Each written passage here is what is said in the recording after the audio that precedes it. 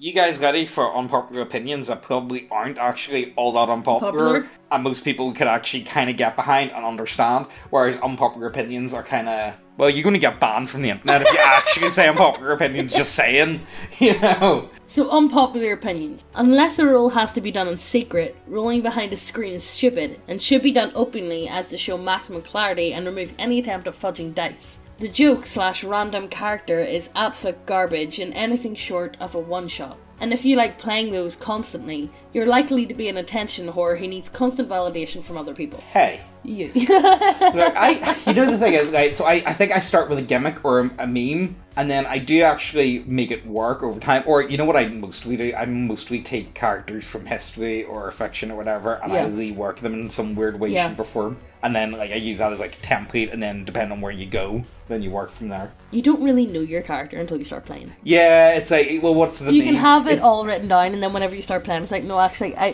think I'm going to play this way. Yeah. It's what my character would do, okay? Yeah. Unironically. The advice of telling DMs to just wing it and not prep anything is dogshit, and any semi-intelligent player will see when you're making bullshit up. Child/teenage characters are shit, stop making them. Yeah, unironically. Yes. I think pretty much all the characters I make are, like, middle-aged. Most of my ones are. Whenever I think... they're at least, like, mid-30s. They're either, like, my age or, like, between, like, late 30s and mid-40s. Yeah, that's kind of the age group that I tend to go for. Yeah. And I don't know why, but I have met quite a few people. I've actually come to think of it, I remember I was playing with a fella, he was in his 40s, and his character was, like, 19 or so. You know, it was kind of like the complete opposite for me. I don't know. But honestly, yeah, most teenage characters are kind of trash. Yeah. I wouldn't bother with them at all. Low/dark fantasy is overrated and boring. If it's done well, it's okay. Done well. But, the caveat, in any regards. You should never fudge dice. See, I used to be on board with fudging dice. I don't mind it. Sometimes I think I understand the story, or if it gets a story going, because sometimes you can be in dice rolls for ages, my guy. But I feel like, okay, so I think I find the best argument for that is if a DM finds themselves in major trouble on a dice roll, it shouldn't be a dice roll. No. At all. Does that make sense? I feel like that...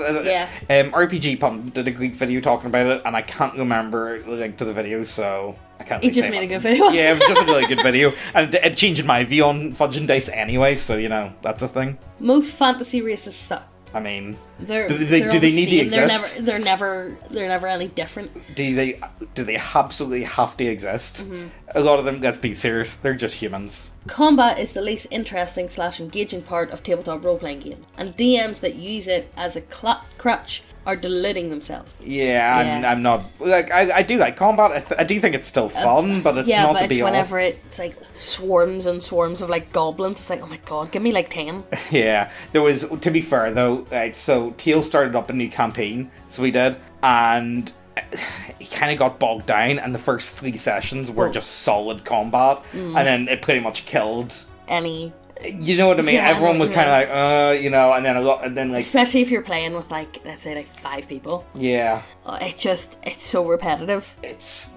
You know, the worst is people that don't know what they want to do on their turn. It's like, wait, what did you do? How did we do this? And it's like, man, work out what you want to do while you're waiting. I know. Please. I'm really in favour of, like, stopwatches and timers. Yeah. The most important thing for DM is to master is establishing a concrete and material mental space. In other words, learn how to target angle. Well, kind of. Is it? I don't know. I don't even know what that means. Character deaths should be more frequent. Yeah. I think if you're playing a game and you don't have the threat of dying, you don't have, like, that... urgency, maybe? Yeah, is that the right behind word? You. This is why I think I'm getting really into OSR systems, so I'm okay with characters dying. That's why 5th edition, you know, we all know what people think about 5th edition, but it's incredibly hard to die in it. Yeah, it can be. Sometimes it depends. It depends on who's your DM, but we know the type of people we play 5th edition. Yeah. We finally got to the one complaining about 5th edition. We finally got there. We're 5 minutes into the video. D&D, especially 5th edition, is a mess of inconsistent factors thrown together, with no sense of cohesion, and mechanics that heavily favour spellcasting while neglecting absolutely everything else. Weapon users and skill jockeys struggle to keep up with both the damage and utility of spells, and only have guaranteed access to physical damage types. Speaking of guaranteed access, All casters are afforded their increase in power through their levels, whereas a weapon user has to rely on the good faith of the DM or luck of the dice to even have a shot at an upgrade. Furthermore, a number of its mechanics don't produce effects which properly represent their names. Help is largely unhelpful. Critical hits are usually not critical. Advantage is hardly advantageous. Attacks of opportunity have very few opportunities in which they can actually be used, etc. Yeah. See that? Yeah. Well, okay, so my biggest problem when it comes to Magic users is I like low-level games, and I can never really understand why I really enjoy the low-level games. Because whenever you get to a certain point, it's just fucking broken. Yeah. And everything's so friggin' easy. Right, so you want to have some difficulty. Once you hit level 5 as a wizard, you have access to fly and invisibility. You're broken. It's broken. And that's level 5. It doesn't, most people, if you're not starting at level 5, most people... A lot of DMs don't let fly in, which, understandably so. Yeah, but, again, I don't know. I just feel like... I don't know what I feel like. You know what it is? I've enjoyed 5th edition. I've really enjoyed it. I've played an awful lot of it. But I think for me personally, at this point, I just want to play other things. At this point in my life. At this point in my life. Oh it's my me and the kids God. from now on. Yeah, but you get what I mean, Snakes everywhere, Hans. Yeah, pretty much. But I do feel like that. I'm not burnt out in 5th edition. I feel like I've done everything that I would like to do with the system. Anyone selling any number life? No one's gonna understand them jokes. Unironically, not talking with a DM about the issues you have with them, another player, or the game, and then proceeding to cry when it's not fixed, or you get kicked, makes you a pussy. Or, you know what you can do? You can go ahead and garn about it on forums online and we can talk about it. Yeah. Why not do that Put instead? It on a subreddit. Yeah. Please God, gatekeep people who do not follow the setting of the game, and do not play games if they do not have an established setting, or at least some continuity of the adventures. So that is, again, me, whenever I was playing Minorf FC, I was like, I'm going to get a sports bar, it's going to have plasma screens, it's going to be great, and everyone's kind of just looking at me. But I was having a lot of fun, so I didn't even care. Stop converting 5th edition into whatever you want. It's not built for that. Literally play a different system. Oh my fucking God. Yeah, pretty much, unironically. Stop trying to make everything fuckable. No!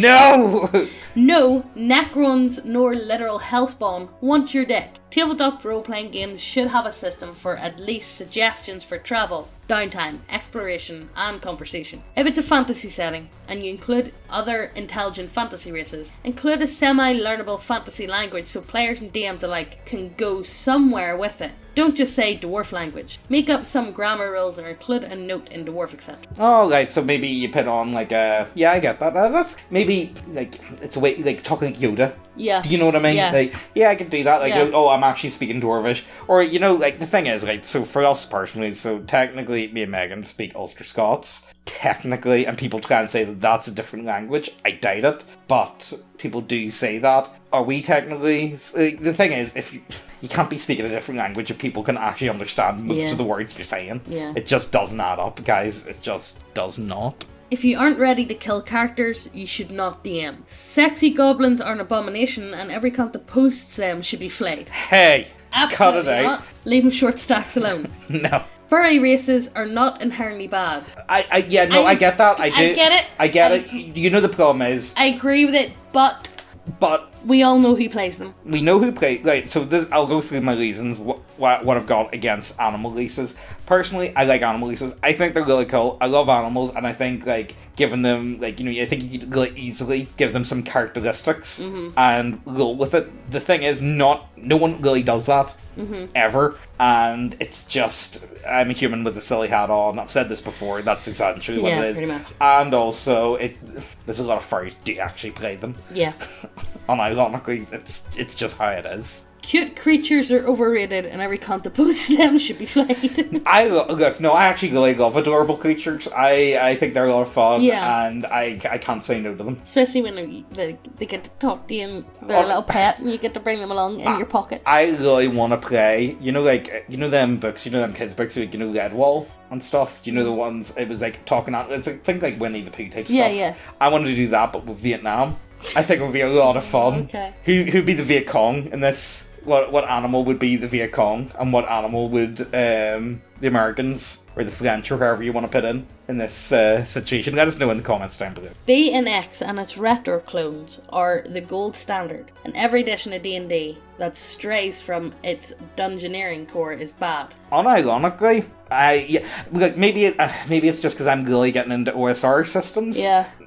Yeah, it does speak to me. I honestly see if you're watching and you only play like 5th edition or Pathfinder. Play something else. No, genuinely, like just give it a go. Look about online and see what you can find. See what you'd be interested in. See if there's any of your mates would also be interested in playing it. Because honestly, for me, it's a breath of fresh air for me, frankly, and I've been really enjoying it. And I would definitely highly recommend if you're interested in role playing games, just look into it. Race as class is better than race and class. It depends. Depends. It's hard to say. Sometimes yes and no. Having more than 5 choices for races is awful. It depends. You know what it is? It's all the mixed matchy ones that do no my head in. steely OC. Well, again, I feel like, does this come back to me with barbarians? I feel like barbarians are very shoehorned. You know what they are. Yeah, but it's whenever they come and they go, I'm a barbarian tiefling bard who also is gay or something. I don't know. I've got one leg. I also have wings. I fucked my cousin. No, I've only got one wing. You know what this is? That's like, it's like TV shows. It's like, how many things can we slap on this thing? Like, how many? Okay, so we got a teeth-in, the bard. How can we make the Liberals happy? Slap all this on. How many different labels can we put on you before anyone notices? Right, you slimy human maggots. We has been working hard at Neckbeardia to get the bestest little people that monies can buy. We got all the boys here. We got the boys, the lizard boys, vampire boys, all the boys over at Neckbeardia. Oh, we also got some pretty girls too. But I can't really make out which one's the boys and which one's the girls sometimes.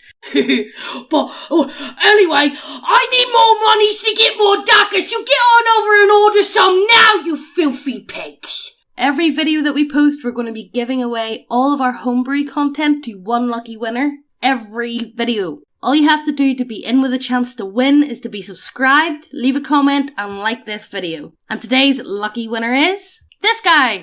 Well done! Well done! To claim your prize, just send an email to neckbeardiacontact@gmail.com. Now let's get back to the video. D&D 4th edition is a fine game and makes for a good hex crawl. But I'm bad at math. Prejudice in fantasy settings is a must, or else there's no point in having any character at all. PCs are still markedly special, and creating a misfit group with in-universe prejudices allows for endless roleplay moments, both good and bad. Yeah, well, you know what the thing is? It's like everyone wants to, let's put our 21st century thought mindset or into this setting, which it doesn't match up. Yeah, pretty much. The fear of whitewashing has caused content to stagnate. Companies exclusively avoid making Oriental and Arabian adventures and settings while still trying to promote non-existent diversity. Yeah. Essentially, that's, do you remember they got rid of that one? The Oriental adventure. They Wizards of the Coast tried to really do a number and tried to completely get rid of it. It's just a setting that was do you not want an Asian setting? He doesn't come on. I know. Arabian Nights, I think it's pretty cool. I enjoy it. I'm into that sort of stuff. Yeah. And what better way to explore different themes and see, this is the thing. It's like cultural appropriation. Mm-hmm. It's the bane of my fucking existence. Cultural appropriation. First of all, any people that drink that aren't from Northern Ireland, get the fuck out. You stop appropriating my culture. You're not Irish and you drink Guinness? What? Oh my god. Ooh. Honestly, I just think it's people that want to be holier than thou, and I just not into that. Mm-hmm. But then again, I suppose, how do we talk about this without it getting political? Because at this point in time, it is political. Even just bringing this sort of stuff up, and it's so next post, guys. The idea of builds and other video gamey terminology that is used within tabletop is pathetic at best. I do think it is a problem. I don't like it. It's not for me. Again, is this an unpopular opinion? I don't know. But then again, I do come across a lot. I just think of the negative XP song. Yeah. 90% of most problems can be solved by the DM not being a pussy with bitch who gives in to the demand of the players to cheese their game. Yes. Well, I don't know, because some, like, people... But a lot of DMs can be like that. Well, you know what I think? Like, so the problem I've got is, I used to not be a big fan of the whole power gamers, but honestly, I don't mind them, because I think what they're... That's because you are a power gamer? I'm far from... Megan, far from it. Okay. Far from it. First of all, you need to be kind of good. See, you know what I mean? But I don't mind that, because I think what that is people that want to play at a higher level. Does that make any sense? They want to be challenged more. They want to try and do things that other people cannot do, and they really want to put it to the limits of the luck of the dice, almost. Unless the system is purpose-built for setting from the ground up, the lore flavour should never be locked into the mechanics of the system. That was word soup to me. People who complain about politics and woke shit are pole tourists who are either no games and would otherwise never interact with the people they despise, and are probably shit people to be around to begin with. Hey. First of all, I don't really get into all that politics stuff. I'm not interested. No. Well, I do find it interesting. I do keep up to speed with a lot of it, but I have no interest in talking about it on this channel at all, because it's just, there's a big culture war going on. I feel like there's a lot of stuff. Look, people have already made up their minds on where they sit on the political spectrum. I just can't be arsed talking about it in general, because I can't be arsed getting in arguments with people. Yeah, pretty much. Really? Can't people. I'm at the point in my life now where I don't care. I would say maybe about 5, 6, maybe even 7 years ago, I was one of those people that would like argue with people on Facebook, like complete strangers in like comment sections. Same. At this point, I just like hit the laughing emoji, and that's it.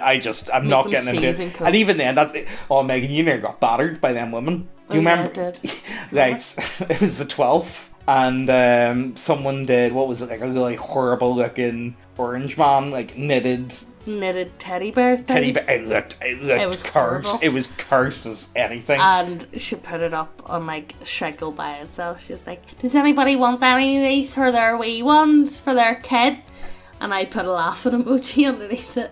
Next I had all these ats underneath it going, what are you laughing at, Megan? What are you laughing at? What's your problem? What's your problem? I just kept laughing at all their replies. I didn't reply back to one of them, just laughing. But honestly, no, I do feel like a lot of people do get worked up an awful lot, though, when it comes to politics. And see, this kind of leads into the whole, for me personally, the whole gatekeeping idea. And gatekeeping is honestly pointless at this point. Yeah. There's nothing you can do about it. I don't think there is. Wizards of the Coast want to pander to the Twitter crowd, that's it. Yeah. I think there's plenty of other better games anyway, so I'm not really going to get that upset over that. Would that be fair to say? Everything panders to the Twitter crowd. I don't get the Twitter crowd though. Why is it the Twitter crowd that is the only... What is it? Why is it that companies decided Twitter's the most important social media? Look at YouTube. Whenever it's one of the least used social It is. It's the least used. No one... I've yet to meet someone who actually enjoys using Twitter on a daily basis. It's one of the least used social medias, but yet everyone panders to it. It's beyond me. It really is beyond me. Like, a good example would be... Think of, like, with YouTube. Say when someone gets into bother on YouTube, how do they go about it? Do you get on to the back end and talk to someone from a third world country that can fix your problem? Well, they can do some stuff. I've had some success. But you know what actually works? Go on Twitter and gurn. And that's what you do. You just go ahead and you gurn as hard as you can. And that's, unironically, the YouTube Twitter team seems to be the only team that can actually get anything done. Yeah. And I feel like that's the same with a lot of different companies. So many different companies seem to only care about Twitter, even though no one uses it. And Twitter is so skewed anyway, it's ridiculous. People talk about, do you want to make a Twitter alternative? No, I don't want to. No, I don't. I don't want an alternative to Twitter. I don't want to use it at all. I'm not interested. Twitter is literally a mass hellscape of blue hair and sadness. Yeah. Absolute sadness. So, I think that's where we're going to wrap up. Any of you guys got any unpopular opinions? I think I've got one. and I think it's an interesting one, and I think I could find myself in it to a certain extent. So, one thing I've been trying to get going is I've been putting up in the community tabs reasons why some of you guys don't play games, or you never get the chance to. And I think what I've found is a lot of people don't want to join a game because they're worried in case something bad happens because of some of the stories that we've done. And there's plenty of other YouTube channels that cover horrible stories. Like, you know, I don't think they're all bad. But I think you're only, in that sense of the word, you're only then denying yourself of maybe a really good experience. Yeah, exactly. Or meeting some really cool people. So, you know, like, and yeah, if you go in and it's a bad game, it's a bad player, just leave. Just leave. Yeah, you don't need. Don't go show up to the next session, or just get up and leave. Or just play online and just disconnect. You're not being held there against your will or anything. But like, the stories that we read on the internet are very small. They're extreme. You know what it is? It's a spectrum, right? Not the wacky spectrum, but but it is. No, but it is, and you only hear about the ones on the very, very far end of the scale. Yeah. Does that make sense? It's only the ones on the far end of the scale that we do. It's like, you know, my family in Chippy. Yeah. You never hear anybody complimenting our food. You only ever hear people. You know, the only time you ever get feedback from people is if they don't like something. Yeah. You never hear. I think we've had like 4 or 5 over the years that we've been there actually phone us up and say that the food was amazing. Oh, yeah. But you don't get that. You only ever hear people complaining. But why? Not that our food's shit. It's so good. But like, that's what I'm trying to say. You only ever hear of the negative complaints. You never hear of good complaints. But people also are never going to sometimes you'll share good experiences, but the ones that really travel are bad experiences. Bad experiences, exactly. So, but then is that us? Have we caused this in some way, shape, or form, or have we? Probably but then again, have we started to help shape the way? So, like, you know, like if you go on any of them, like Reddit, like D&D or roleplay, it's a word. I'm really not a fan of any of them. If I be honest with you, just don't go. Some of them are not too bad, but just don't bother with the comment section. Yeah. I'm a bimmer. You know what's actually kind of good? Facebook's actually pretty good for role-playing content. I'm not even joking. It genuinely is actually decent. So, but have we been one of those people that have helped push it in that direction, where people have turned like holier than thou almost, and they're scared of maybe going for it because I don't know. It's an interesting one, and I'd like to hear your guys' feedback and hear from you guys about this, because it's something I've been thinking about and trying to work out myself. Like, you know, have we done anything in reaction? Do you know what I mean? Has it shaped? Has it helped move the way people perceive? I don't know. Well, let us know down below. Do you have any, Megan? Anything at all? No, nothing that we haven't. I'm brain fried. Nothing that we've not been over. Anyway, look, I think that's where we're going to love yous and leave yous. Check out the website. 15% sale. Make the most of it. Use code SEAL15 at checkout for 50% off, my guys. And we do have some lovely hentai models, so that's a thing that exists. Yes. I don't know if you want it to exist, but it does exist. Anyway, look, we'll see you later. Hope you guys enjoyed. Bye.